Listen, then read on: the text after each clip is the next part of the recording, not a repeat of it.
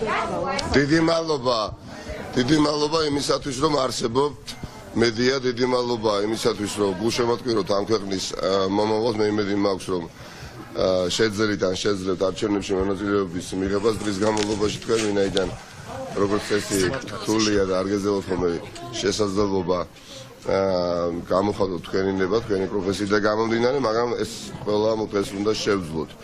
იცით რა არის, ძალიან მარტივი არის თქმა, თუ რას მივეცი ხმა, ძალიან მარტივი ასახსნელად ყველასთვის, თუ რას დაუჭირე მხარი. აი, ვისაც არ სურს, რომ ამ ქვეყანაში განუკითხაობა გაგრძელდეს, ვისაც არ სურს ოლიგარქიული წესწყობილება გაგრძელდეს, ვისაც არ სურს, რომ ხელისუფლებას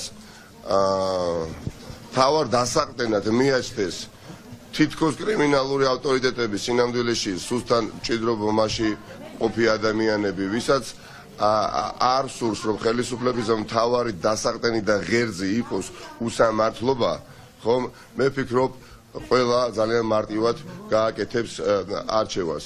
აი, ვისაც არ სურს ვიხილოთ ის სურათი, რაც გუშინ ვიხილეთ დღის განმავლობაში, არაგუწრფელი ხელისუფლება, რომელიც ყოველფეხის ნაბიჯზე ტყუის და არც ერთი სიტყვა აღარ დაეჯერება და მათ მიმართ ნდობა მთლიანად არის დაკარგული და მხოლოდ აი ადამიანებზე დგას, ვინც გუშინ ბრიფინგი ჩაატარა და წარმოვიდგინოთ იმ მხოლოდ 3 ადამიანის სახელი და გვარი, ვინც გუშინ ბრიფინგი ჩაატარა და სიხარულით აცნობა ქვეყანას, რომ იცით მათ მიერ უსამართლოდ დევნილი პრეზიდენტი დააკავეს. მე გულისხმობ გომელაური, ბატონი ღარიბაშვილი, ბატონი ლილუაშვილი. აი ამ 3 ადამიანის და სხვების მმართველობა, ვისაც არ სურს და სურს კოალიციური მმართველობა. თუ გსურთ, რომ ერთი ფერი იყოს მუდმივად საქართველოში და ლურჯი ფერი იყოს და ქვეყანაში არ არსებობდეს ერთი სოფელიც კი, რომელიც არ იქნება ოპოზიციური კოალიციური მმართველობის ქვეშ და მხოლოდ ქართული ოცნება უნდა იყოს მმართველი, გასაგებია, თუ ასეთი ადამიანები შემორჩით, მხარს დაუჭერთ აი იმ 3 ადამიანს, რომლებიც ცდილობენ შავზე თეთრი თქვან მუდამ უტიფრად, უსიცხვილოდ, თანაც ისე, რომ თავადაც არ ჟერათ. ამიტომ არჩევანი ძალიან ადვილი იყო, მე ვფიქრობ, რომ ქვეყანას სჭირდება განვითარების ახალი იმპულსი, ძლავრი იმპულსი, როგორც პოლიტიკური, ასევე ეკონომიკური, სჭირდება ქვეყანას ნორმალური, როგორც მინიმუმ საინვესტიციო კლიმატი, ეს ყველაფერი უბრალოდ შეუძლებელი არის ჭაობში ყოფი ხელისუფლების მიერ განხორციელდეს. მეტიც მათ პირობებში ქვეყანაში რაც არ უნდა ნიჭიერები ვიყოთ, რაც არ უნდა პროფესიონალები ვიყოთ, რაც არ უნდა კვალიფიკაცია არ დაგვეწუნებოდეს, გასაქანი ადამიანს ახალგაზრდა იქნება, ჭარმაგი ადამიანი იქნება, ნებისმიერი ნიჭიერი საქართველოს მოქალაქე უბრალოდ არ აქვს. ამიტომ ყველანი საარჩევნო უბნებზე ძვირფასო მეგობრებო, ყველანი იქ სადაც საქართველოს დამოუკიდებლობის ისტორიაში უნდა დაიწეროს ერთი, მაგრამ ძალიან მნიშვნელოვანი ფურცელი ჩვენი მეშვეობით და ჩვენ უნდა ჩავდოთ წილი. აი წილი უნდა ჩავდოთ ამ ქვეყნის განვითარებაში. ნუ ჩათვლით, რომ პოლიტიკოსები იმარჯვებენ ამ არჩევნებში, ნუ ჩათვლით, რომ პოლიტიკური პარტიები იქნებიან გამარჯვებულები. არა, ეს ის არჩევნებია, ეს ის კენჭისყრაა, სადაც ყველას უნდა გაუჩნდეს განცდა, რომ მათი თანამონაწილეობა რომ არა არჩევნებში გამარჯვება იქნებოდა შეუძლებელი. მე დღეს აქ არ მოსულარ იმისათვის, რომ ვიღაცა დავამარცხო. ბატონი, გუშინ იყო ძამილი, რომ მიხეილ სააკაშვილი დიდხანს არ იქნება ციხეში. ბატონი მიკა. რომ მიხეილ სააკაშვილი დიდხანს არ იქნება ციხეში. ეხლა როდის, იყო საუბარი ასევე, რომ გეგმები უკავშირდება, ფოკუსირდება უბრალოდ 3 რიცხვისკენ არჩევნების შემდეგ. ვითხარით, როგორ განაგრძობთ ბრძოლას? ვინ თქვა ეს? მათ შორის საკუთარტიანი ციხესთან ამბობდა, რომ იცით რა არის, მოდით რა, ნუ საუბრობთ, გეხვეწებით რა, ტელეკომპანია რუსთავი, იმედი, ტელეკომპანია, პოსტერი, გეხვეწებით რა. ძალიან მნიშვნელოვანია, ძალიან რომელიც ჩამოვიდა საქართველოში. იცით რა? იყო თუ არა თქვენი პარტიის ბოლო შანსი. მე რას საუბრობთ? თქვენ გონიათ, რომ ეს არჩევნები პარტიული არჩევნებია? რა თქმა უნდა, არ არის ეს არჩევნები პარტიული არჩევნები. რა თქმა უნდა, ამ ქვეყანაში ბევრი ძალიან დამატებით მიხვდა საპირისპიროა რეალობა, ვიდრე მაგალითად პატივისცემა თქვენ, ვიდრე მაგალითად ბატონი შალვა რამიშვილი გადმოსცემს, ვიდრე მაგალითად ტელეკომპანია იმედი, ტელეკომპანია რუსთავი და ასე შემდეგ. თანაშემწე სხვა რეალობა რო არის დამატებით, ამიტომ ეს არ არის პარტიული. მოდით ესეთა დილის 8 საათით და საღამოს 8 საათამდე გაგრძელდება ის პროცესი, რომელიც თქვენს მათ შორის მეც და ყველა საერთაშორისო საზოგადოებას დაარწმუნებს იმ პოზიციის ისტორიაში, რომელიც თქვენ გააქვთ ახლა, პოზიცია გაქვთ უბრალოდ. ან არ დაარწმუნებს, ანუ დაველოდოთ რასაც.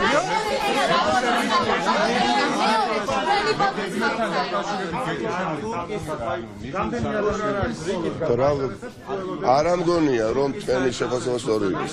ორგანიზაციები აღიარებენ, რომ არჩევნები ჩატარდა ლეგიტიმურად. ხახტომ, მე დაარწმუნებული ვარ, აი აქ მდგომი ადამიანი, არც ერთი არ მიცემს ქართულ ოცნებას. აი აქ რამდენი 30 ადამიანი ხო ვართ? არც ერთი თქვენგანი არ მიცემთ. არც ერთი თქვენგანი ხარს არ დაუჭერს ბიზინა ივანიშვილის რეჟიმს. ეჭვი ამაში არ მეპარება. ეს შემთხვევით არ ხდება, ხახტო. აქ არ ვართ იმისათვის მოსულები, რომ ვიღაცა დავამარცხოთ. ამისთვის ვართ მოსულები. აქ ვართ იმისათვის, რომ გავიმარჯვოთ. და გავიმარჯვოთ. ვერც ერთი ზონდერი, ვერც ერთი სუსტან ჭიდრო კავშირში მყოფი. კიდევ ერთხელ ვიმეორებ, იმიტომ რომ ეს რეალობაა. ეს რეალობაა და ამიტომ უსმენ ხაზს. ვითომ მოკრიმინალო ელემენტები არ ქვეყანას მომავალს. გავიმარჯვეთ. ხახტო.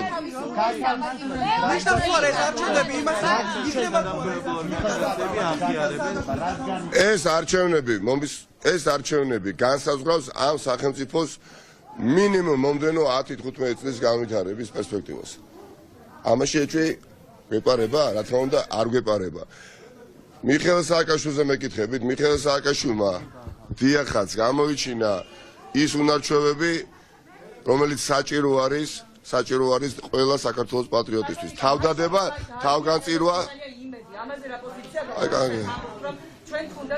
იცით რა არის? ძალიან უცნაო, ძალიან სგული წყდება, როდესაც თქვენ ნახეთ, გაიხედეთ იქით განან ოპერატორები, წესი და რიგით ლექსო ლაშქარავაც უნდა იდგეს.